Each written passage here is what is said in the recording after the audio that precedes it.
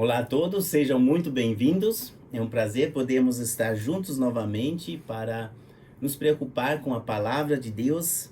E nós vamos ver o tema hoje que foi escolhido é sobre vitória. De novo, já fizemos algumas vezes sobre o tema vitória. E na palavra de Deus nós temos no livro de Apocalipse 7 cartas que Jesus escreveu diretamente a diversas igrejas, algo que nós desejaríamos, né, receber como igreja, uma carta diretamente de Jesus, realmente só para nós, especialmente para nós, mas temos algo semelhante na palavra de Deus. Aqui Jesus quer falar conosco, é claro que precisamos entender e aplicar da maneira como Deus quer, e para isso nós precisamos da sua ajuda. E Ele está aqui, Ele está com você, Ele está comigo aqui. Vamos falar com Ele em oração, mas antes Ele fala conosco. Pode ser nesta palavra. Palavra de Deus. Carta à igreja de Esmirna. Apocalipse capítulo 2, versículos 8 a 11. Ao anjo da igreja em Esmirna, escreva: estas são as palavras daquele que é o primeiro e o último, que morreu e tornou a viver. Conheço as suas aflições e a sua pobreza, mas você é rico. Conheço a blasfêmia dos que se dizem judeus, mas não são, sendo antes sinagoga de Satanás. Não tenha medo do que você está prestes a sofrer. O diabo lançará alguns de vocês na prisão para prová-los, e vocês sofrerão perseguição durante 10 dias. Seja fiel até a morte, e eu lhe darei a coroa da vida. Aquele que tem ouvidos, ouça o que o Espírito diz às igrejas. O vencedor, de modo algum, sofrerá a segunda morte. Vamos orar. Senhor Jesus, Tu estás aqui. Tu és o autor destas palavras. Pedimos que Tu fales aos nossos corações por meio desta palavra. Tu sabes que também nós estamos angustiados e passamos por momentos difíceis, mas sabemos que em Ti há jeito, em Ti há vida, em Ti há perspectiva. Pedimos que Tu mesmo dês essa perspectiva Tua aos corações que andam ansiosos para receber alimento espiritual aqui do outro lado da tela. Senhor, por favor, abençoe a cada um através da Tua palavra poderosa. Oramos em nome de Jesus sempre, nesse nome precioso, adoramos a Ti, Pai Celestial. Amém. Ao anjo da igreja em Esmirna escreva. Havia uma igreja em Esmirna, uma cidade hoje localizada na Turquia, uma cidade que foi muito conhecida na época, cheia de prosperidade, tinha um porto magnífico e tinha uma montanha alta lá, onde aconteciam coisas tristes, conforme eu li de testemunhos históricos. Foram mortos lá vários milhares de cristãos, jogando eles precipício abaixo, porque era uma época de perseguição. Pessoas morriam por crerem em Jesus.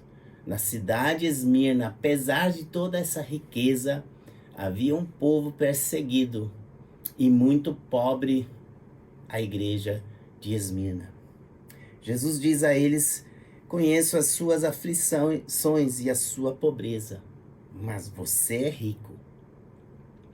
Para Deus, eles eram ricos. Sim, eles tinham a maior riqueza que ninguém, ladrão nenhum, pode roubar. Traça nenhuma, ferrugem nenhuma pode acabar com ela.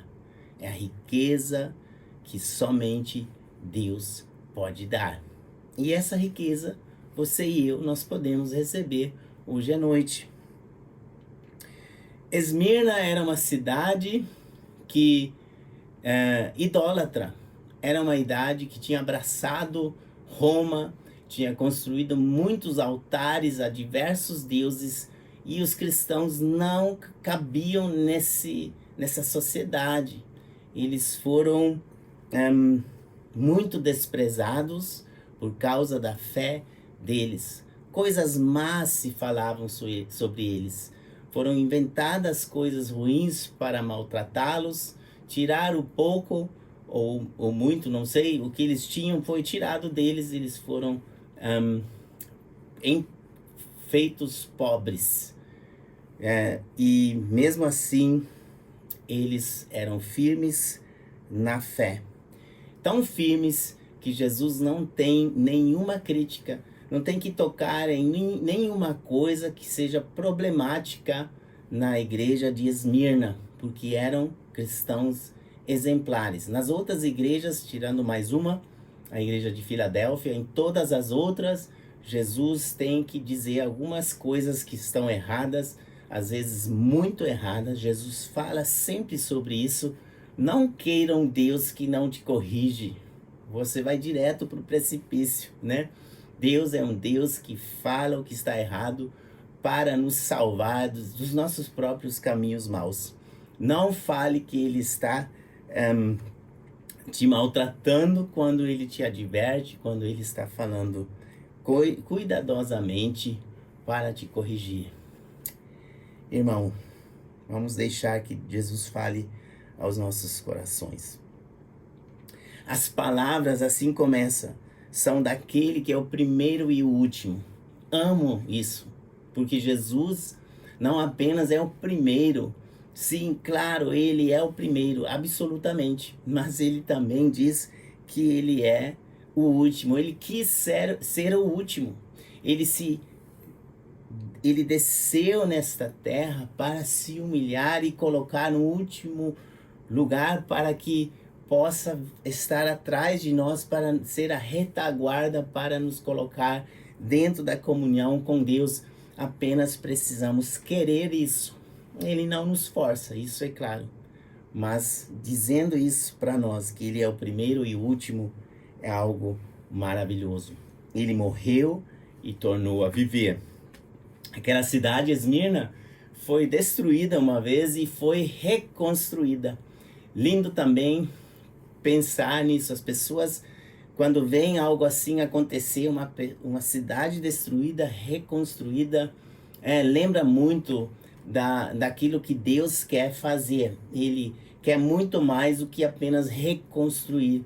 Ele quer dar ressurreição às nossas vidas, porque nós andamos aqui muito mal, somos condenados à morte por causa do pecado e precisamos de restauração, de vida nova, do poder da ressurreição. Está em Jesus. Eu sou aquele que morreu e tornou a viver. E sabemos que Jesus diz isso porque oferece a vida eterna para aqueles que creem. Eu lhe darei a coroa da vida. A mais bela coroa é esta, a coroa da vida. Que coisa muito bela e perfeita. Jesus diz aqui aos cristãos de Esmirna que ele quer dar-lhes, que ele os entende. Ele os entende na situação que eles estão, de perseguição e de angústia. Esmirna significa mirra. Mirra é um produto de uma planta que é amargo, mas que é usado para curar e também para incenso, para adorar. A mirra foi muito preciosa. E até hoje, eu conheci a mirra quando eu tive aftas. Não sei se aqui no Brasil eles dão para as aftas também a mirra, mas acho que sim. Você tem uma afta, está infeccionado, está dolorido, e aí quase que você não pode comer, aí você coloca um pouquinho de mirra, aí queima um pouquinho, você sente um pouquinho de amargura aí na boca, mas sara rapidinho. Então a mirra nos lembra da cura necessária, da desinfecção. Eu li aqui também na internet que é até usada contra vírus, né? A mirra. Então, bactérias e fungos e vírus, a mirra acaba com isso. E nós sabemos que a cura que é de Deus, ela é dada para que nós possamos experimentar a vida verdadeira que está localizada, que está no próprio Deus, na comunhão com Deus, que Deus tanto deseja ter com você. Interessante que aqui o Senhor Jesus diz: conheço a blasfêmia dos que se dizem judeus, mas não são, sendo antes sinagoga de Satanás. Aconteceu sempre perseguição daqueles que querem servir a Jesus. Não ache isso estranho. Siga Jesus, faça o que a Bíblia diz. Deus nos dá essa liberdade de fazermos isso. Ninguém pode algemar, ninguém pode prender a preciosa palavra de Deus. E assim as pessoas que seguem a palavra de Deus são livres, às vezes mesmo que prisioneiros, são ricos, mesmo que pareçam pobres.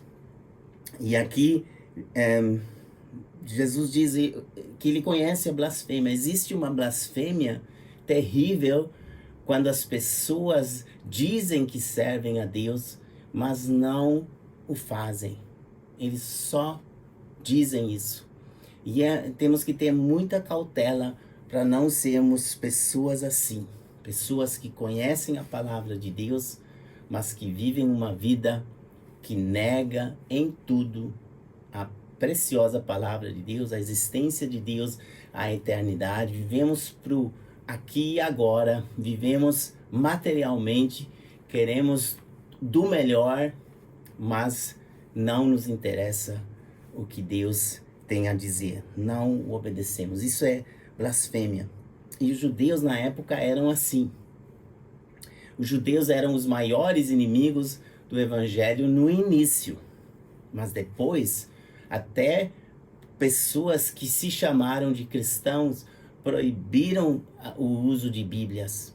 Aqui no Brasil veio uma turma de pastores pregar o evangelho, e na Baía de Guanabara também foram jogados precipício abaixo por não se sujeitarem a uma fé morta, a uma fé que dá preferência à idolatria, que não se interessa na palavra de Deus.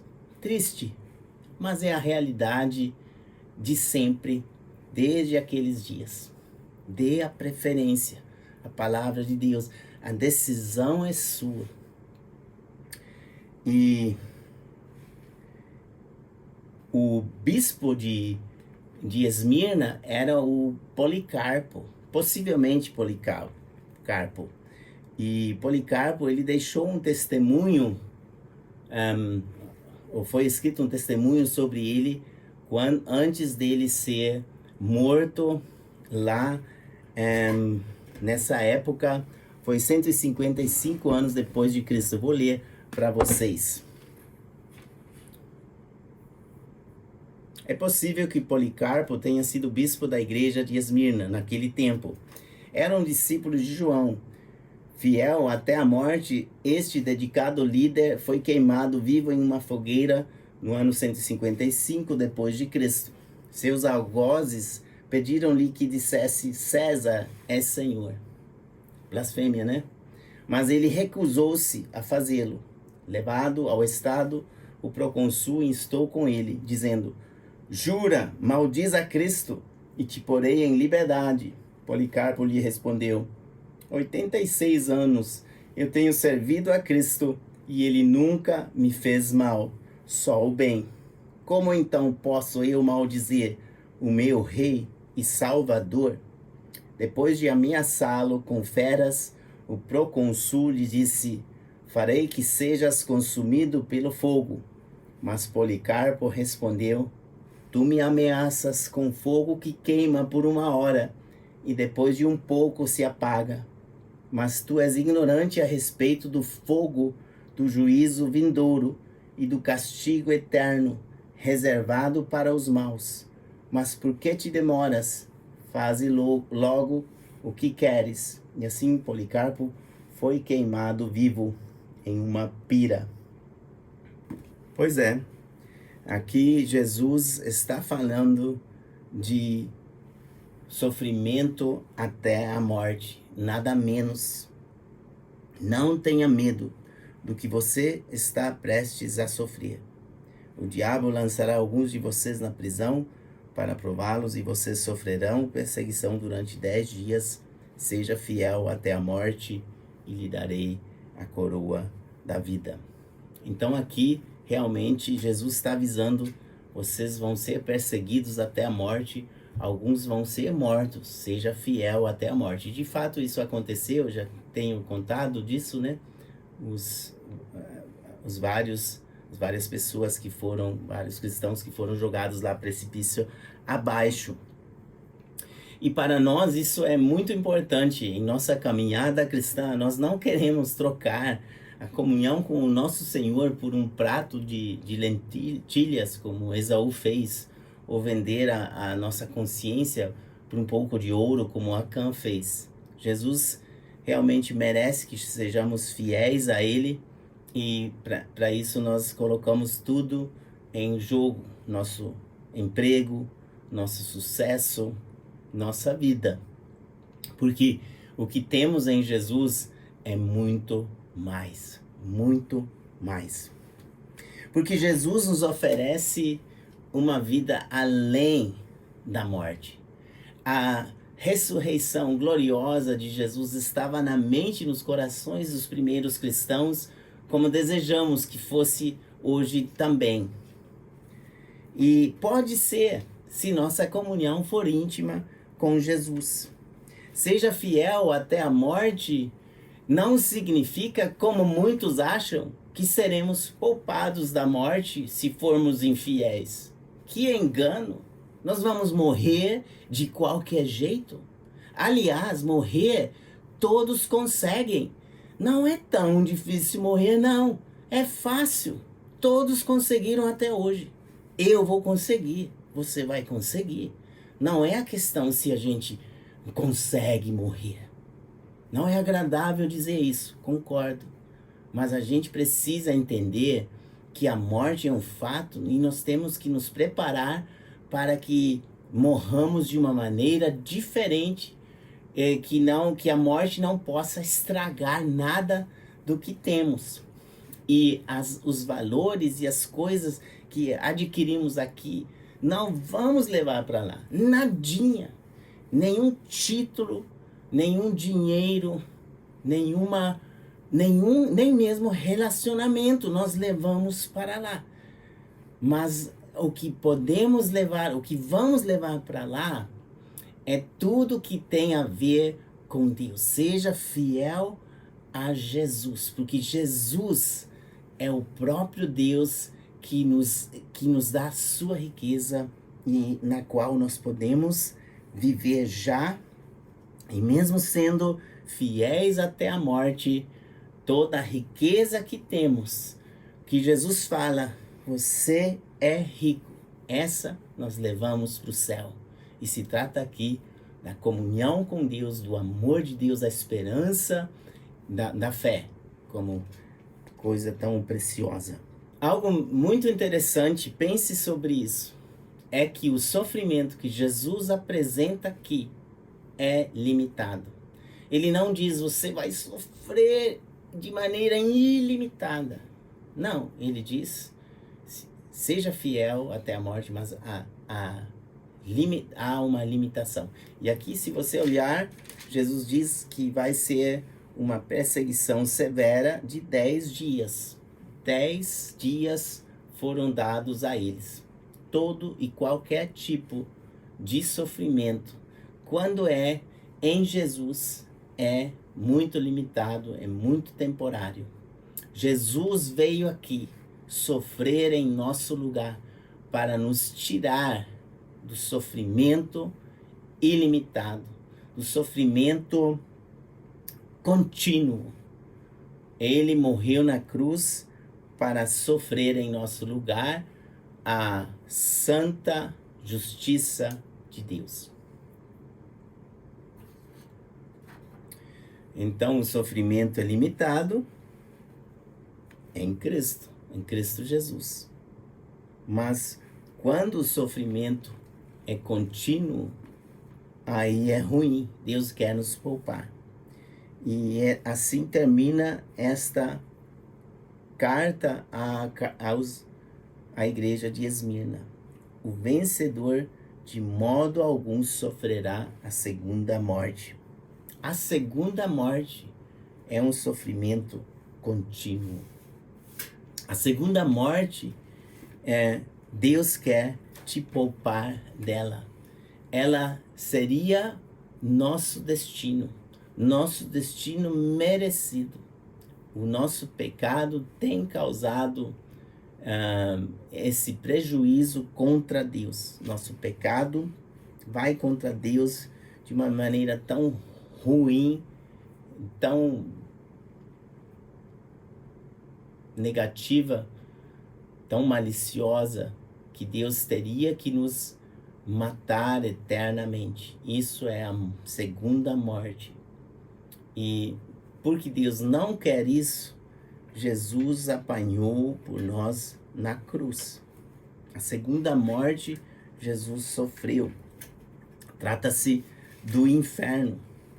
Em Marcos 9, nos versículos 45 a 44 até 48, Jesus fala sobre essa segunda morte. E veja só, Marcos 9, 44, como Jesus descreve esse lugar. Olha, nós não estamos aqui para falar nossa opinião. Nós estamos aqui para mostrar para você o que Deus diz sobre o pecado e sobre a punição merecida, o aviso de Deus que seremos punidos pelos nossos pecados se não formos nos refugiar em Jesus. Marcos 9, 44.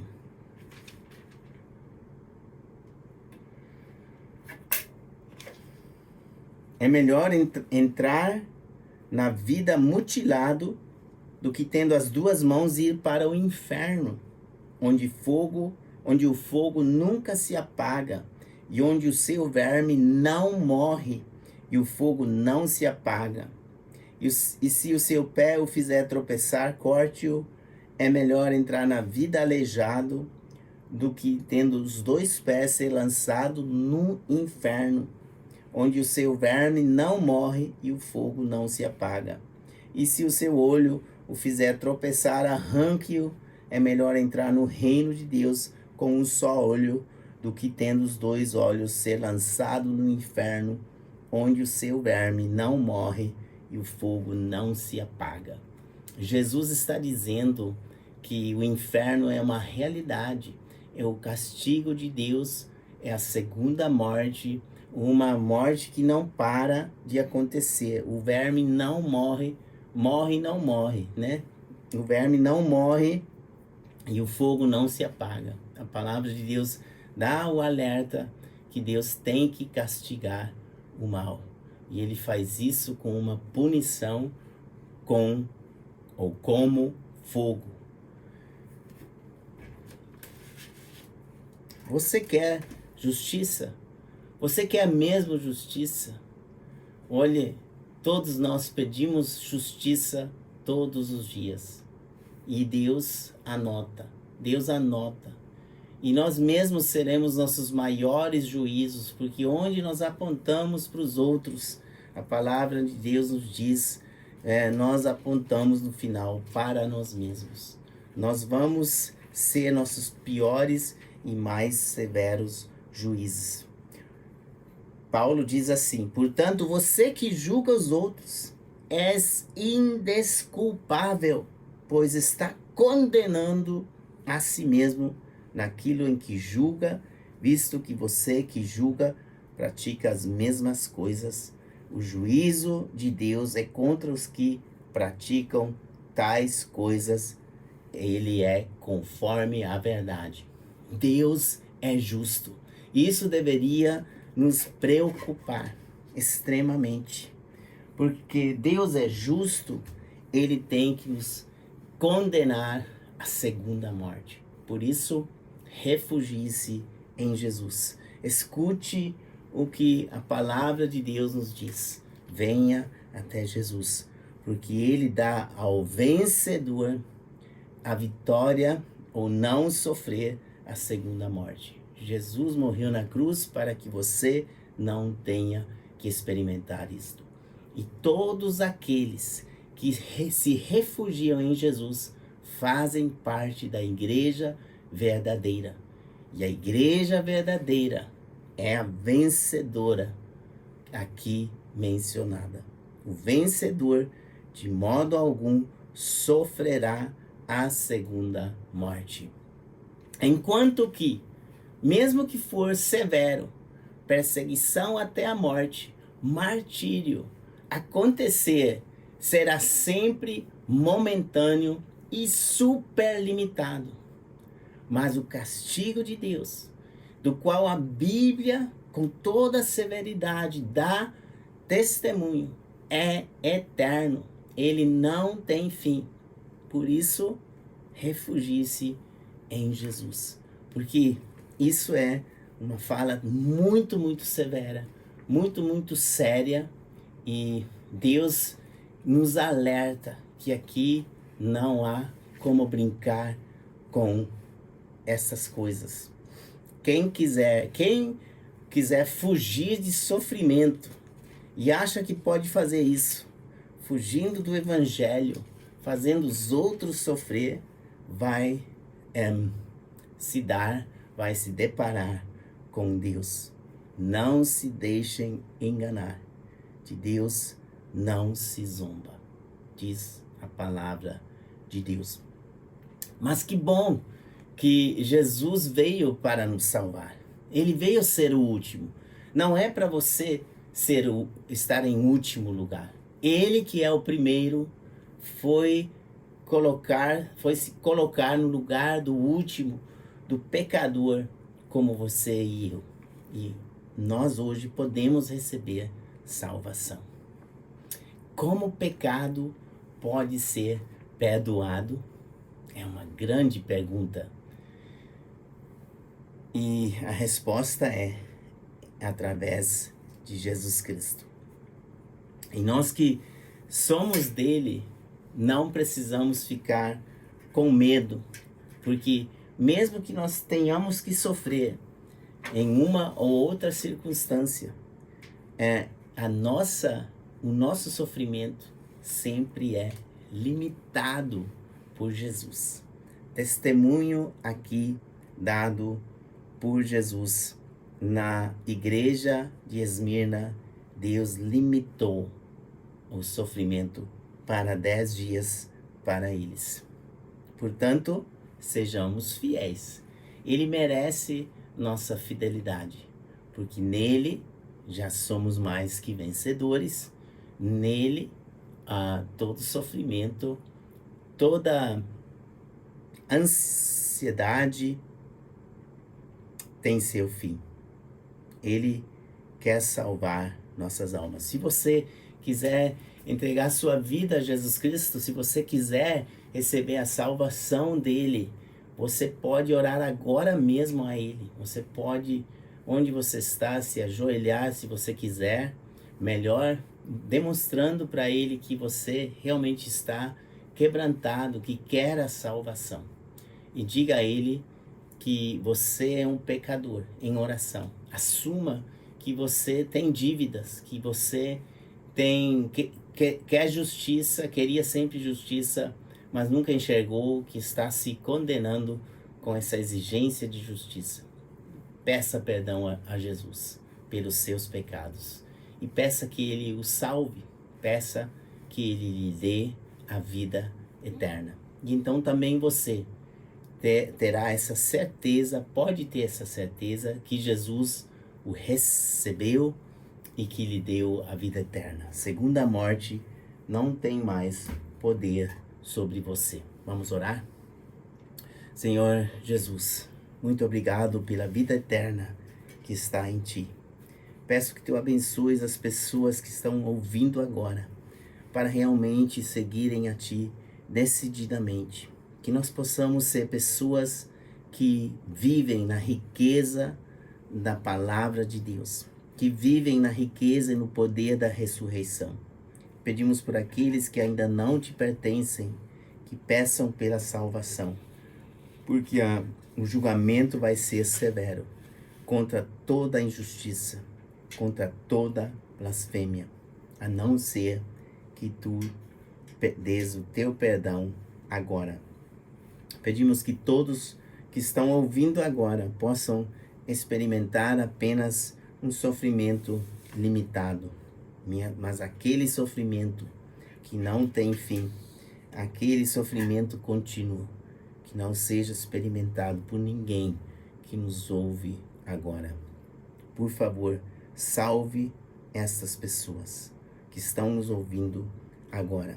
E nós, Senhor, queremos ser fiéis até o fim, até a morte, porque essa morte vai acontecer, mas por estarmos em Ti, nós temos vida eterna.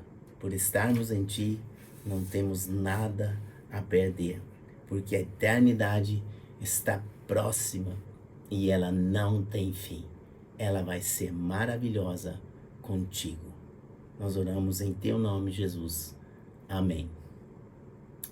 Que Deus abençoe vocês aí em casa, que a graça do Senhor Jesus Cristo e o amor de Deus Pai e a comunhão do Espírito Santo seja com todos. Amém.